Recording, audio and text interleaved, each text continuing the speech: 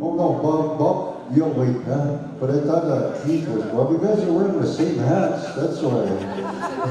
Jeez, they're brothers. But anyways, Peter, come on up.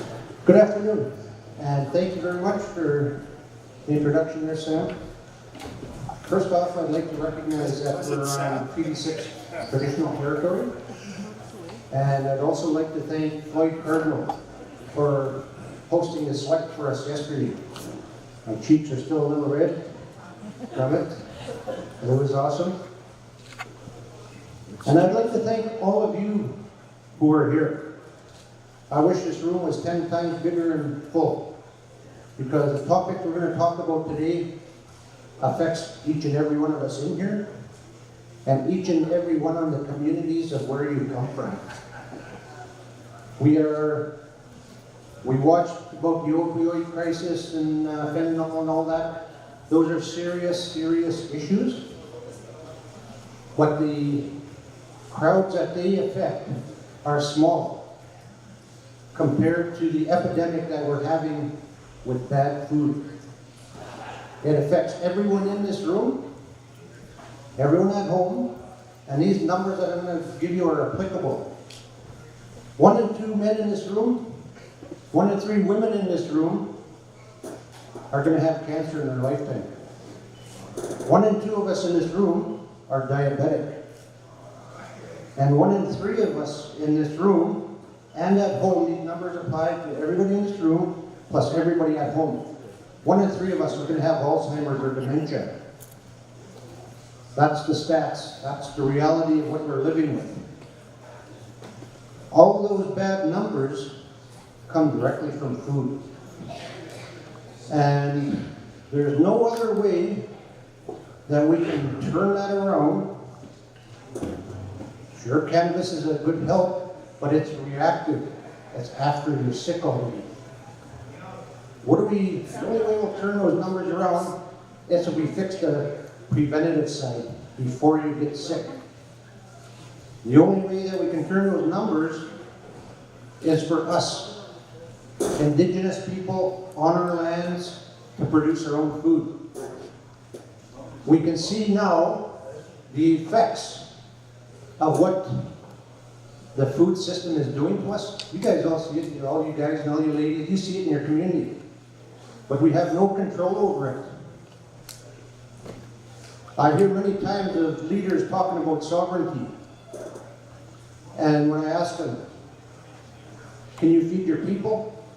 It's 100% no. Nobody in our communities, coast to coast, can totally feed our people. So how can you claim sovereignty if you can't even feed your own people?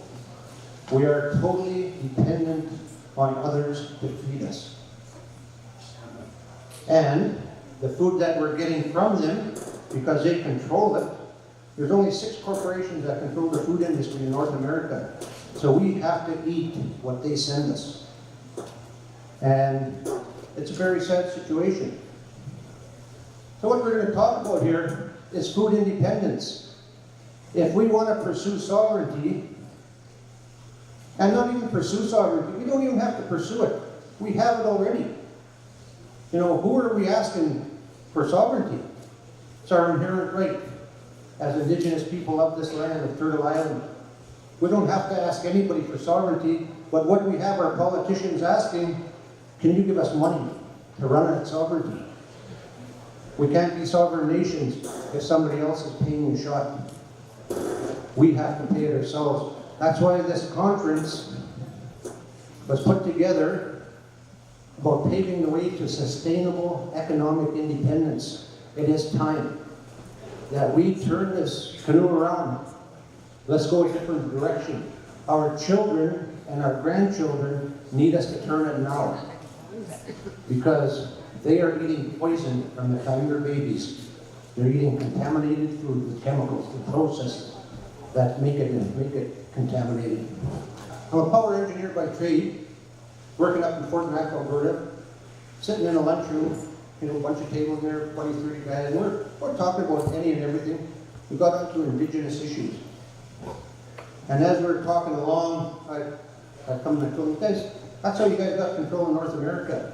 You put our people on reserves and you starve them into submission. Those who control the food control the people. But you know what we're going to do?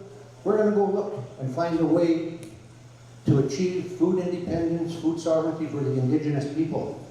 And that's where it started in 2008. And when we started that, I was lucky I was a senior operator, so I got a lot of time to research. I was looking at economic opportunities. I wanted to go home, run for council in Chicanau. So I started looking. And I figured, what do we have? We've got a land base. We've got a tax-free land base to work with. What can we do with it? Food. So I started researching food, and what I found was a very corrupted system. The food industry in North America has evolved from what our elders used to eat, kayas, eh? They were eating all organic food. That's why they were healthy. And nowadays we're telling our people, we've got to go back to what the elders used to do. But how do you do that? With contaminated air, contaminated water, and somebody else controlling that food system. So we have to do it ourselves. And what I'm going to share information is about the food and health connection.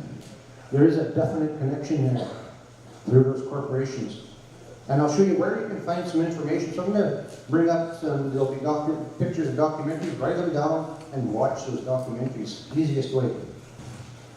This here is just a definition of food sovereignty. The right of peoples to healthy and culturally appropriate food produced through ecologically sound and sustainable methods. And our right to define our own food and agricultural systems. That's a good little simple definition. However, we don't control any part of it. We are forced to eat what they send us because we're totally dependent on it. That's just an overview of what we're going to go through. Why is food hurting people? I'll show you where the connections are. How can we fix the problems? We'll show you. And then Bob is going to show you a model of how we can attain food sovereignty, food security for our people. When I started doing the research back in 2008, this is one of the best videos I ever come across, explaining the food system and the evolution of food. And it goes back, the food industry has only been corrupted mainly in the last 50 years. Prior to that, there was very little processing, and we'll go a little further back, there was no chemicals whatsoever. Everything was organic and healthy. The food industry has since evolved to what we see today, and you guys see it everywhere. You'll see slides coming up. In this video, one of the main takeaways I found was when they explained how high fructose corn syrup was developed and how it's being subsidized by the United States government to grow corn. And what happened is they improved it. Let's say back 100 years ago, they could get 100 bushels per acre. They invented fertilizer, boy, all of a sudden it go 200 bushels per acre. They had corn coming out every year, so they had to find uses for it. And they put it into everything they could as fillers. And then they genetically engineered it some more, went to 300 bushels an acre. So they needed to create ways to get rid of the corn. And the best place to put it was the food industry. So one of the books that I read says that you realize that 80% of everything you eat has corn in it, as one of the main fillers. So the high fructose corn syrup, very high in carbs, very fattening. It's probably one of the biggest contributing factors to the obesity epidemic that our people are facing. It's also probably the biggest source of the creation of diabetes. And diabetes is the perfect disease for the pharmaceutical industry. Because anybody that's in here is diabetic, you can still work, you can still be on a health care plan, you can still buy the drugs that they continue to sell that don't cure you. We're going to show you where there's evidence at, and there's guys here at the back. Type 2 diabetes can be cured in within 1 week. It's possible, but it takes a little bit of a lifestyle change to get rid of the sugars and to start eating a whole food, raw vegetable diet. You get rid of it, and the heart problems and many of the others. So this video, if you want to learn about what the food industry is doing to you, your children, your grandchildren, you can pull it up out of YouTube and watch it. This one here, the pharmaceutical connection. Big Pharma controls so much that we know but we don't know. They control part of the food industry. They work in partnership with them. I don't know how many of you are aware or familiar with the company Monsanto. Monsanto is a chemical company that creates all the herbicides, pesticides, fungicides. They created Agent Orange for the Vietnamese war. And they created a chemical called glyphosate. And it's sold under the brand name Roundup. Roundup is having very devastating effects on us. This pharmaceutical industry is powerful. They control so much. In the United States, and Canada follows suit, to deal with cancer, there's only 3 legal ways. Chemotherapy, which they make all the drugs, radiation, they control all that, and surgery, amputations, a lot of time. All of those things leave you dependent on that pharmaceutical industry. Okay. When I got into these 2 books, they became very, very interesting because everything they talk about I see happening to us in our families. One on the left, The Plant Paradox by Dr. Stephen Gundry. He's a world-renowned heart surgeon. He was the top heart surgeon in the United States, patented some surgical instruments to deal with heart surgery and that. He was doing research, and he found out what our elders say, that nature is in communication with the plants. And what he says is that nature has provided a defense mechanism for plants to survive so they can get ripe and reseed themselves and go on. It's the defense mechanism will actually kill bugs, make birds and animals sick, and even us. Any of you probably went out and ate green apples off your apple trees. Right away you get stomachache. That's your body telling you there's that defense mechanism. When he calls, or what he says and identifies, is a protein called lectins. And when these lectins get in our body from green plants, our body attacks it. So what he found was when these 6 corporations that control this food industry moved all of our food producing, our vegetable producing businesses, the majority of them, to the United States, to Southern California, Texas, and Mexico. The research showed that 93% of all the vegetables that come up here to Canada start out in Southern California, Texas, and Mexico. And because of that distance, they have to cut them down while they're still green so that they can transport them before they rot. And in doing so, they leave those lectins in the defense mode for those plants. They're still in defense mode.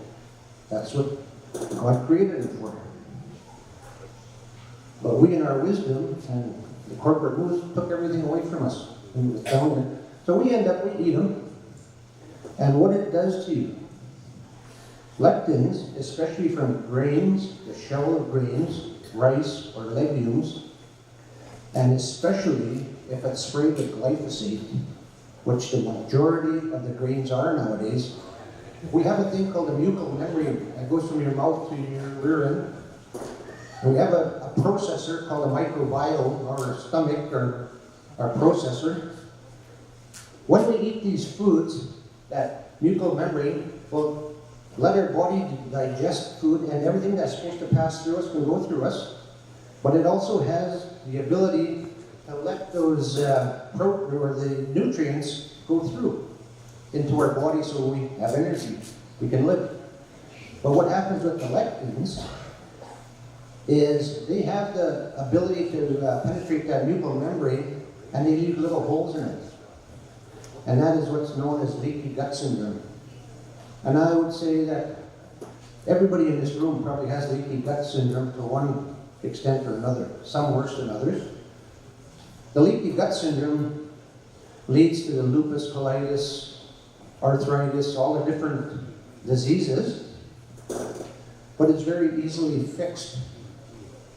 But the pharmaceutical industry doesn't want to fix it.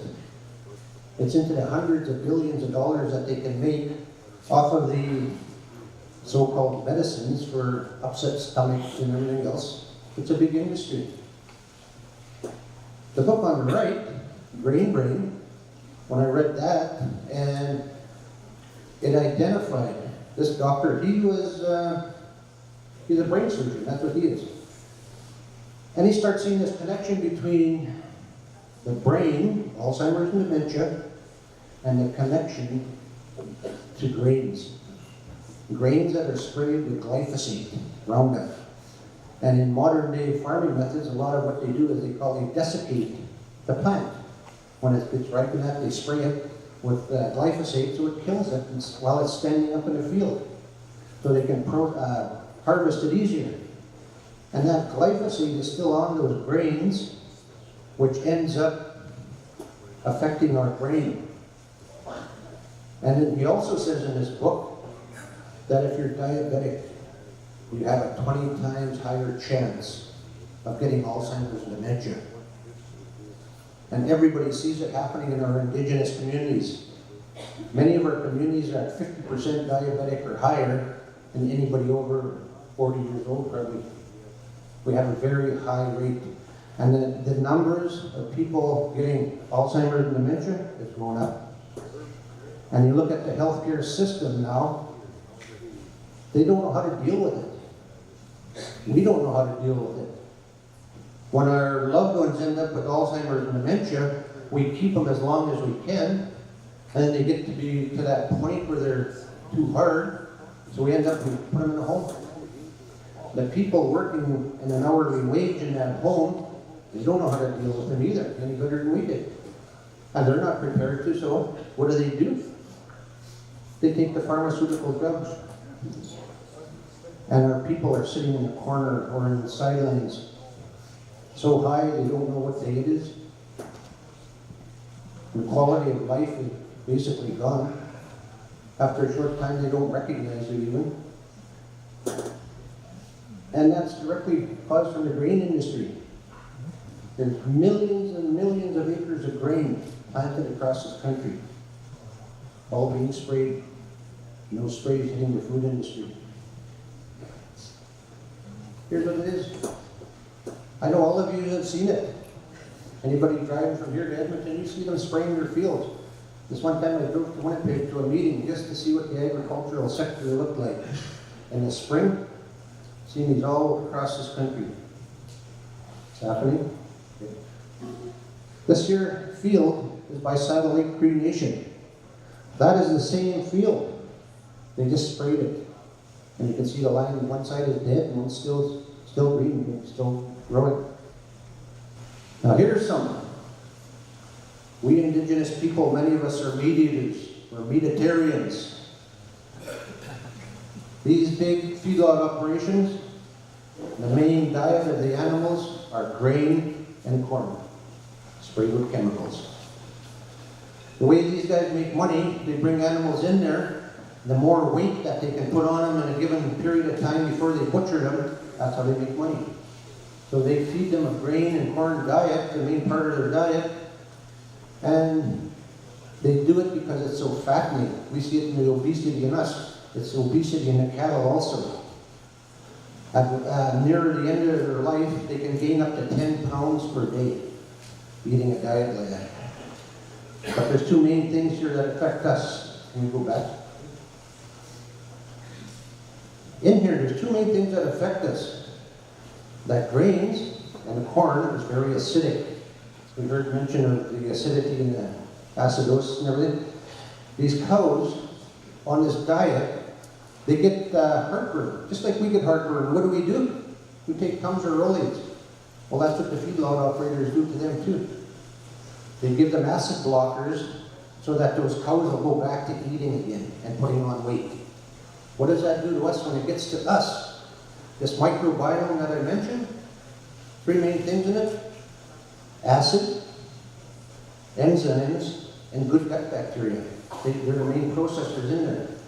The acid that comes through from these animals and the grains and everything affects when they put acid blockers, it affects our acids in our stomach, starts to affect us. Those in the political world always hear the accumulative effects of environmental damage. The accumulative effects of continuing to eat meat that has these chemicals on it starts to weaken our immune system, just one other thing. The second thing is, it's so acidic that they get ulcers. They got 4 stomachs and you get ulcers, so if they were to take them off that feed, in 3 days those ulcers would be gone, they'd be healthy again. But no, they're losing pounds, eh? So they give them antibiotics. The cattle industry is the biggest user of antibiotics in North America. What that does to us, when you go to a doctor and you get a full dose of antibiotics, it starts to kill the good gut bacteria in us. And that, again, starts to affect our microbiome and starts to affect our immune system. And over a period of time, our immune system starts to weaken. For those who say, oh, I'm not a cattle eater, I'm not a beef eater, I eat chickens. This is a modern day chicken growing operation. These birds don't even get to see daylight anymore. And again, they're fed grains and corns and that kind of diet, and the wheats and stuff. And they're not naturally grain eaters, neither are cattle. Bob and I both own buffalo ranches, and we found out in our research that a buffalo will live to 35, sometimes 40 years old. But if you give it a regular diet of grain, they can start dying at 12 years old. It affects animals like that, and it affects us like that too. Here's a hog growing operation. Now, all this intensive farming is wrong. Without even any food damage, it is just morally and ethically wrong to raise animals like this. This here is a vegetable growing operation in California. And this is a very poor use of water, but because the big corporations own everything, this is the way they do it. And that's one of our biggest concerns as indigenous people is the misuse of water. We're running out, it's a limited resource. So what happens here, we did a presentation and Danny Brad from Cisco came and he had to present after me. And he said, when he went down and he checked this, he says, when they water it like this, it eventually trickles back to a little dugout or whatever, collection pond. And he said it gets recycled back in. It just keeps collecting more and more chemicals that they spray in there. Eh?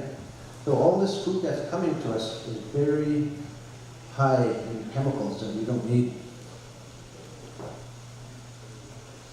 This is what's happening with some of the water. We see the issues down there in California, and because that 93% of all our foods come from that direction now, the prices have been increasing. Inflation, except they hide it. They'll sell something for $1, but they won't take the price down, but what they'll do is they'll shrink the weight or the package size. And everybody said, oh, it's still only $1. Yeah, but it's only 3/4 of what you used to buy. That's hidden inflation, and that's due to what's happening with climate change. So I want to talk a little bit, how can we fix these issues? Because you know what? They're not going to. Nobody's coming to help us. The government's not. The corporations aren't. Do you think the pharmaceutical industry wants to fix the problem that's making them into a $1 trillion a year industry? No hope of doing that. So it's up to us. I know there are leaders in this room. I know there's ex-dev people in this room. We're going to show you a model of how we can build vertical growing operations in our own communities to help change this food system because it's killing us. And organic food is part of the solution. This guy here, Dr. Max Gerson, and his daughter Charlotte, please go ahead one. Go ahead one slide. This is one of the things that he discovered. He was a research doctor, researching migraine headaches, immigrated from Germany when the war was on. And in his research, he found that if he could, people's immune system would get weakened, and when he started doing his checking on them, he realized that the pH of their blood was going down. So what this pH scale is, from 0 to 14, 0 to 7 is acidic. 7 is water, that's supposed to be neutral. 7 to 14 is alkaline. The Creator made our blood to run at 7.35 on that scale. Because what they found, and they scientifically proved, that diseases cannot live in alkaline blood. It can't. But because of the processing of this food in the last 50 years, the majority of what we eat is down below 7, 6, 5, and 4s. So just through daily living, our blood pH starts to drop. When it gets down to 7 and below 7, it's the start of chronic inflammation. And inflammation is the trigger to all diseases. If your blood's above 7, no inflammation, no disease. We go back. This doctor here, Dr. Gerson, he's a pioneer in this. And this book here on the left, the cancer therapy, what he found after he was doing his research with the migraines, he had people who come and said, Doc, I had diabetes, it's gone. Others come and told him, Doc, I had cancer and it's gone. So he started making this connection, looking and researching, and he found out that if he could take an organic vegetable diet for his patients, their pH level would rise, and he'd get them up above 7, get up into the mid-7s there, and God made our bodies repairable. So long, it's just like a vehicle. Our bodies are a vehicle. If we put the wrong gas in it, we've got a gas engine, we put diesel in it, not going to run right. We have to have the right fuel in there, in our vehicle to run properly. And when we do, our body will kill just about any disease on planet Earth. But we're not putting the fuel in there. This lady on the right is his daughter. He has since passed on. Oh, what he did though, it's important. When he was doing his research and he found out that he could help people with this organic vegetable diet, he was telling other people and they called him a quack. They did a character assassination on him because pharma did not want him to bring the news out that food is actually medicine. But what he did is he took 50 people with stage 4 cancers, and using his protocols, his diet, he healed them all. And he documented everything. He took it to the U.S. Congress. I'm more than happy to say that, hey, I found something that's going to help people. And when he did, he testified in front of Congress, they blacklisted him. They made his life a living hell until he died. And it comes back to that big pharma, only 3 ways to treat cancer in basically North America. Canada's, I think, finally starting to break and allow natural healers. His daughter, Charlotte, worked with her dad all her life. I think she's 90 now and still does workshops worldwide on nutrition and the value of nutrition. When she seen what happened to her dad, she knew that he had a method that could help people. So she went and she built a clinic in Tijuana, Mexico. And it's called the Gerson Center. When I found it, in my research, I ended up phoning the director and I talked with him for about an hour, asking him questions about it. But I'm sitting up in Fort McMurray after that and I see this. These people can heal all these diseases, all the autoimmune diseases. When you give your body healthy food, you get rid of it. You start to treat your body good, you're not going to get cancer. You're not going to get all these diseases. So I'm looking at that up in Fort McMurray and thinking, how can we do it? How can we build a center like that up here in snow country that we can't be growing vegetables right now? So we started looking. I ended up going to the Meadow Lake to Flying Dust Reserve. I heard that they had a certified organic garden. Went and looked, and it's awesome. They did. It was only 8 acres when I found them. I think got 126 acres last year. It's expanding. You're doing a lot of good things, but it's only good for a couple months of the year. Because of our climate, it works, but it doesn't work. So then I was on the board of directors of the hub out of St. Paul here. We were at a conference in Medicine Hat. And oh, I guess I better do this before. This book, when I read this Grain Brain book, and I seen that if you're diabetic, you have a 20 times higher chance of getting Alzheimer's and dementia. I see how it's affecting us. I thought, and everybody, Big Pharma and doctors trained by Big Pharma are saying there's no cure. Back on that one pharma, the one connection with the video, what happened was prior to 1903 in the United States, all the doctors were homeopathic doctors. They used preventative medicine. They used food. They used roots. The same thing as what our indigenous healers do. They're using roots and herbs and everything else. And in 1903, they had an act in Congress passed to outlaw it. The reason they outlawed it was there were some very wealthy people creating the pharmaceutical industry. And in there, they went to these medical universities that were going broke. They said, we'll help fund you if you let us have input into your curriculum. So they went from preventative medicine, homeopathic medicine. An act in Congress made it illegal to be a homeopathic doctor. They created a new license on the reactive side, the pharmaceutical side now. And all these doctors had to switch over, and they outlawed it and made it illegal for those people who were actually homeopathic doctors to treat people by telling them that food is medicine. So speed that up to here.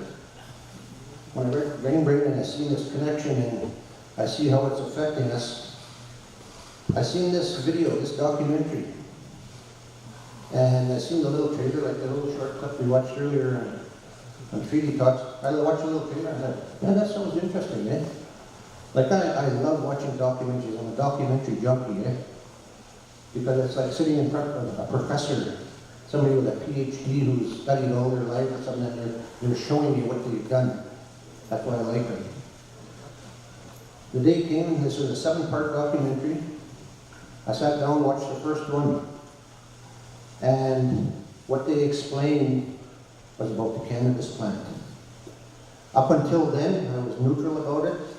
I hadn't smoked in probably 30 years or whatever.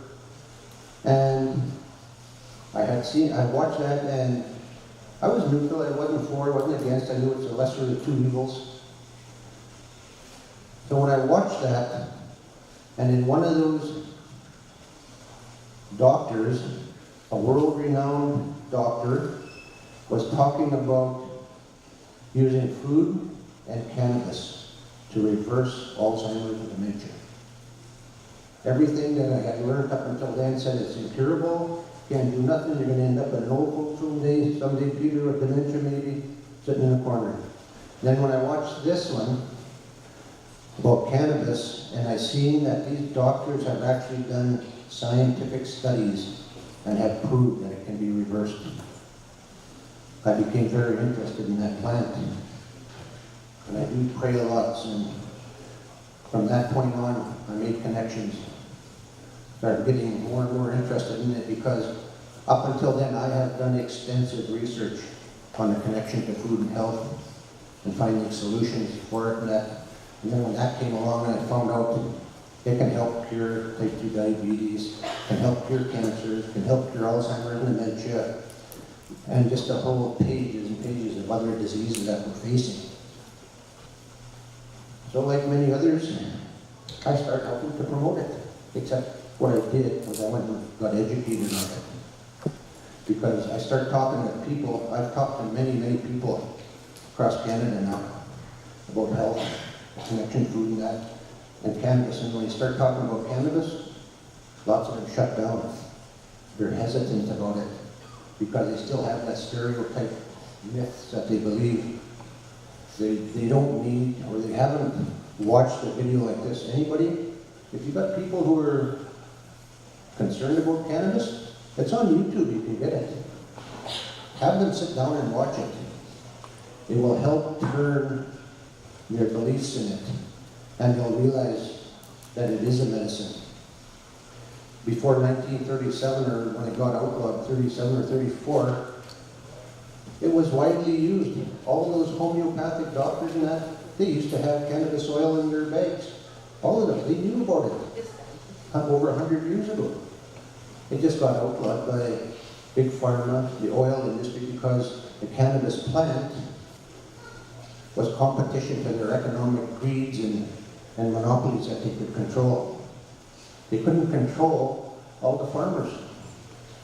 But the Randolph Hearst, one of them, the newspaper baron, wanted fiber to make newspaper print. Cannabis used to be a paper product, but he couldn't control all the farmers, but he could buy vast tracts of land, forest lands, and that's what he did. He was a very wealthy guy. And he monopolized that industry for himself. And he hit the lobbying power, him and some of the oil industry people. They had it made illegal as a Schedule I narcotic, like heroin, morphine, and all those bad ones. That's what cannabis was.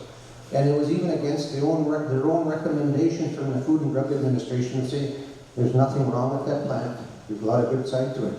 They still had it outlawed as a Schedule I narcotic because it was competition, economic competition. Okay.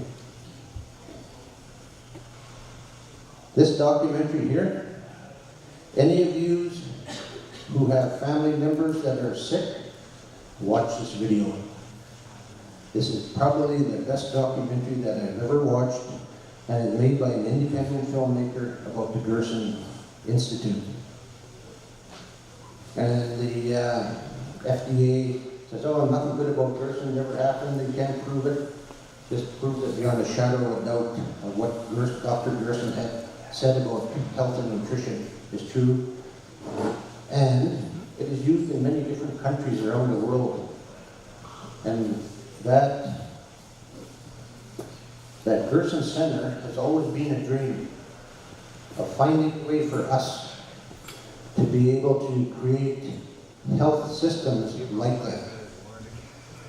And this morning at breakfast, our friend Tim Barnhart come and laid this paper in front of me. What's that? Take a look. It's a diagram of a building.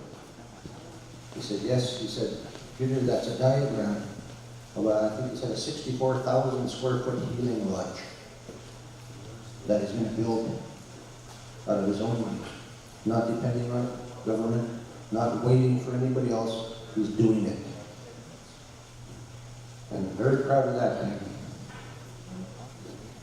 Our people need those centers.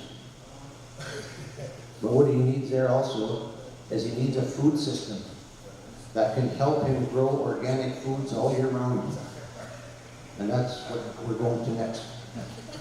This is just one system. This is vertical growing inside the big buildings like this.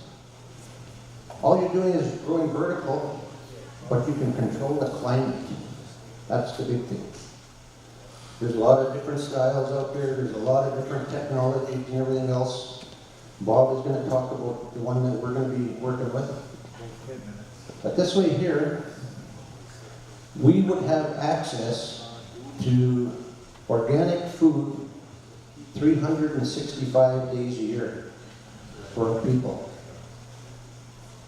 We looked at how do you get something like this into the nation? How do all of us get access to it? Because when we first started looking, I thought, man, I found a food grower, I'm going to do it in Kikino. And then the more research I've done, the more I realized this is not just Kikino. This has got to be for everybody. Because we're all affected by it. We're all connected in the indigenous nations, coast to coast to coast. This here is just a picture I took in Kikino. This is the way we raise cattle. out in pastures. They're healthy. They're chemical-free, free-range, grass-fed. No chemicals. They're not harmful like the other ones that have all the contaminated foods. This year, just my buffalo ranch in Cardinal. This is something that our indigenous communities can get into. There's many of us that actually have access to bison. They're healthy. When you compare them, the value of them, they're healthier than beef. And they're made for this climate. They're the original Canadian cow. Now we want to share with you a path towards food security and better health, because we need it. I think by now, many of you see it. It's happening all around us. There's no denying it. We can't be like the ostriches and stick our head in the sand any longer. Our kids are getting sick from it, and our grandkids, and those yet to come are going to be worse off. This is part of the solution. When I was talking earlier about being on that group from the hub here, we ended up at a conference in Medicine Hat. And I'm going by this big building here, and I see the sign, Greenhousing Capital. And I'm at the conference, and I'm sitting at a round table like that, and I'm sitting next to the MLA. And I asked him, hey, what's with that sign I see coming in here? You guys are the Greenhousing Capital of Canada. He said, no, just Alberta. I helped him, that's what it was like. Because my mind is going, how do they become that? Because how do we do it, eh? So I see, he tells me about this red co-op. What is it? So he kind of gave me an explanation. He said there's 48 greenhouse owners in the region, got together, they formed this so that they could do all the marketing for them. I said, man, that would be neat to see. He said, are you interested? Oh yeah. Up his phone, hey Bob, I got a guy here, a place called Cardinal, I'd like to take a tour of your facility. He was friends with the general manager, so he asked him if he would, and the guy said, sure. So at lunchtime, conference like this, we booted her down there, my buddy and I got to ask him all the questions I need, one-on-one. How does this thing work? What makes it tick? How do the farmers interact with it and everything else? And he told me. So, and I asked him, the last question before I left was, out of all these 48 greenhouse owners, who's got the best technology? And he told me, and give me the cell phone number for the guy. Told us where he was, and my buddy and I were leaving. I said, buddy, we're going to start the Redskin Co-op. We're going to do what these guys are doing. We're going to create for our people. Went over to this guy's 10-acre glass greenhouse. Probably 10 times as big as this. It's like 300 yards long, 200 yards wide. All the guy grew in there was cucumbers though, eh? So I asked him, well, I phoned him actually and asked him if he'd give us a tour. He said, sure. So we got a one-on-one tour of this facility. And again, got to ask him how, why, who, when, all the questions you want to ask of how to figure something out. And he did, he told us. And when we looked at that, my mind is going. 44 First Nations in Alberta, 8 Métis settlements, we're going to do this. We didn't call it the Redskin Co-op. We actually incorporated a co-op to be able to work with the different nations. We called it Turtle Island Development Co-op. It's legally incorporated, it's sitting there idling, waiting. We want to use Turtle Island to be able to connect to the different nations. If each of these tables was a nation, we can connect to that table, that table, that table. Not everybody has to reinvent the wheel and everything. We'll just have to do it once, make a model that can be tweaked to fit all of our nations. 3 main things you need to access capital. Is your idea able to pay back the money you have to borrow? The food industry is lucrative. Second, do you have a management team capable of managing that type of business? We got them all over the place now.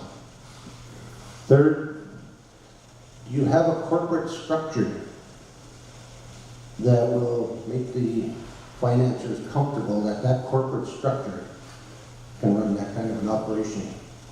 And the co-op model is a proven model around the world. I think they're over 150 years old now. So that is something that we can do. And we started looking at how do we build these things. First question, if you want to borrow $3.5 million to build something, they're going to ask you, who's going to buy it from you? So we went out, and I live in Cardinal. I realized the camp industry is just north of me. And the camp industry, many of our indigenous communities in this region have access to working with the oil companies and that. So I thought, go to camps. So I started doing research, found out that Cisco had 60% of the market share. I think at that time there's something like 100,000 camp beds in the oil sands. So I was talking with a friend of mine who is a camp catering worker, and he says, we buy $10 million a year worth of food from Cisco. He says, I know some of the upper management, you want to meet them? Boy, do I ever, right? So he lined up a meeting, went and met with the guy, and laid out a vision of how the indigenous people want to participate. But by then we had everything formulated. We laid out this vision, and he loved it. The guy loved it because he says, wherever industry is, you guys are also. And if we're working with you, we can become the vendor of choice. Which is good business practice for him. That's great. He can get the camp catering. If he's working with us, so I asked him, would you give me a letter of intent stating so? And he did. First one was a little bit different because I asked him, what kind of things do you have the hardest time growing? He named off 4 or 5 things. All right, that's a we'll grow. He's since modified it after some further discussions. Because I said, there's, he knows where Cardinal is. He said, our trucks can pick up when they're heading north to the camp. That same truck can pick up and haul back to Edmonton on the way back. We have contracts all over the cities also. So I asked him, would you modify that a bit? I said, anything we can grow outdoors because of flying dust I thought of, eh? So that he agreed that anything we can grow outdoors, carrots, potatoes, cabbages, and that, those type of things in the summer, they'll buy. Anything that we can grow indoors. When we first started looking at this bottle of talk, he was looking at strawberries, and it's a very good choice, the best choice. So anything indoors, he agreed to. And I asked him, hey Brad, you guys buy bison too? Peter, we can't get enough buffalo. All that buffalo gets sent to Denver, Colorado, and then to the European Union. He said, those people are willing to pay for good meat. And he said, we can't get it. We have a hard time to get it. So I said, how about if the indigenous people went into raising buffalo again? And he said, we would buy everything you guys can produce. So he agreed to beef, bison, pork, and chickens, everything we've seen in those pictures, except we'll do it right. We'll do it the indigenous way. Where your friends, treat your animals right. And I'm proud to say now that we're also going to partner with the co-op. Because what happens here is Cisco is just a service industry. The camps, the restaurants, the universities, hospitals and stuff, they only service that industry. The next best opportunity is how do we get this food to the rest of the people? So we looked at the markets and everything else, and the co-op is the best model. The co-op people here, many of you here from Saddle Lake and the surrounding nations are probably could be members at the co-op here. A lot of you are. It's a good institution. But that services the families that we need to get to. So between these two, Cisco first said, we will buy everything you can produce. And that's what we needed, somebody with their strength. Last year they did between 70 and 80 billion dollars in business in North America. They don't grow nothing, they just buy here and sell there. I asked the guy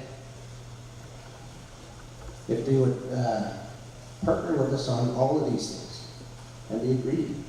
And I asked him, Brad, I said, you know what my biggest dream is? What's that? I said, there's 634 First Nations in Canada. And the Métis communities, I said, I would love to be able to help start 200 of these across Canada in the different nations. They said, Peter, if you can do that, he said, we will buy everything that you guys can produce coast to coast in Canada. So for all you nations out there, the markets are there, they're done. Cisco and the co-ops will buy all the food that you guys can all produce coast to coast in Canada. He sees what's happening politically in the US, or they do. They also see the effects of climate change. The prices are going up. We are totally dependent on them to feed us. We're not anywhere near sovereignty yet. But the food system, any of you who want to participate, that option is there. Because nobody else is coming to solve this problem for us. It is up to us. The government's not. They've already proven it with the policies that they're pushing, the cutbacks that they're making. They know that it affects health. You keep us poor, you keep us unhealthy. They pay the pharmaceutical bills for us. We're very lucrative if we're sick. And if our kids are sick. The next generation of sick people just have money in the bank for them. We have to change it, and there is a way. That way in that model became evident, what did we meet, a year and a half ago? About a year and a half ago, Bob and I met. Bob and I have both studied health and nutrition and everything else, and Bob's an award-winning entrepreneur in development, land development and that. Bob knew from researching the monetary system that there was things going to happen that were going to be bad, and there was the collapse of the housing industry. So the gurus are all saying, get out of real estate, get into food. So Bob went out and he bought this is his ranch, this is his buffalo ranch. And in there, the top building up on the top left is 16,000 square foot former riding arena that he's taken and he's modified and putting into a food building operation. And in there, he has a 2,000 square foot licensed commercial kitchen, so that everything that he can produce on that farm, he can value add to and sell to the public. So that's why when I met him, it was just like magic. I always hear these guys at Powell saying, hey, that's my brother from another mother. I don't know why. This is my brother from another mother right here. We looked at this and we said, this system can go into any nation in Canada. We can modify it, we can scale it up. If we want more, we can scale it down. This is the inside, that's his commercial kitchen. But these stands here, we looked at different food growing systems. There's a lot of good ones out there. There's the hydroponics, the aquaponics, aeroponics, those types of things. When we looked, this one actually uses dirt. That's the way the Creator planted everything in dirt because of the nutrition. Back in those videos, I forgot to mention in Food Inc., what's happening. When those big corporations moved all those operations to Southern California and Texas and Mexico, let's just say this table is a field, it's very lucrative, it's very expensive. So they have to maximize their production off that given tract of land. So to do that, they use synthetic chemicals. Most of them are called NPK, nitrogen, phosphorus, potassium. Those are the 3 mineral chemicals that you need to grow plants. They overwork those fields and they take all the nutrients out of them. All the nutrients and the trace elements that we're supposed to have, Dr. Hank mentioned some of it earlier, zinc, copper, silver, magnesium, all these different things, they're depleted. So remember that old song, Trooper 3 dressed up as a 9? That's our food. It's actually, you buy these foods out of the stores, they look really good. They look nice. But if you to analyze them, they're nutrient deficient because of the overproduction from that land. They're doing it wrong solely for the purpose of money. We are the guinea pigs that the experiment is working on, and our children and our grandchildren. This model here is a solution. This picture here, oh, that's a solution. Bob will explain this. And I always ask, what is your reason to find a solution? All of us have reasons why we're here. We're looking for solutions. That's why this conference is on. The solution to our problems is in this room right now. There's technology is here, finance is here, landowners are here, the willing councils are here. There is no reason whatsoever that you guys can walk out of this room and leave your children at the mercy of the pharmaceutical and food industry, because the solution is here and it's here now. It won't take long to do this. It's very doable, and we're going to do it. And Winston even mentioned, when we're talking, everybody comes to these conferences and says, oh, it was a good time. Man, I sure enjoyed that conference in Saddle Lake. What's on the agenda for next week? They get lost in the next week agenda. So those of you that are in here, you want to move forward, we're ready. The food industry is here, it's done. The cannabis industry is back there, it's done. The hemp industry is back there, and on the nations, they're utilizing our land bases. That's done. Financiers, they know we're coming, we told them. They're willing. They know that the next biggest economic movement that's going to happen in Canada is going to be the Indigenous people solving our own problems, creating solutions for our next generations. Because when I talked to that man in Medicine Hat with that 10-acre glass greenhouse, I asked him, what's the biggest expense you have? It was to heat this place. It was in February, and I was there -20. And I'm looking at a glass greenhouse, and is it to heat this? I said, no. He says, the electricity. I'm a power engineer by trade. I have gas wells on my land in Kikino West, and I said, hey. I said, I have a gas well on my Métis settlement. I said, we can own that gas well. I said, we bring that gas up, put it into a gas turbine to create our own electricity, power up our greenhouse, sell excess into the grid to pay for that gas, for that power plant. How could we do? He just looked at me and said, Mr. Cardinal, he said, if you can do that, he said, you can compete against any of those guys in Southern California, Texas, and Mexico. And ladies and gentlemen, that's what I'm asking you here today. Let's move forward and let's do it. Our kids need it, our grandkids need it, our nations need it. All the solutions are here. Thank you.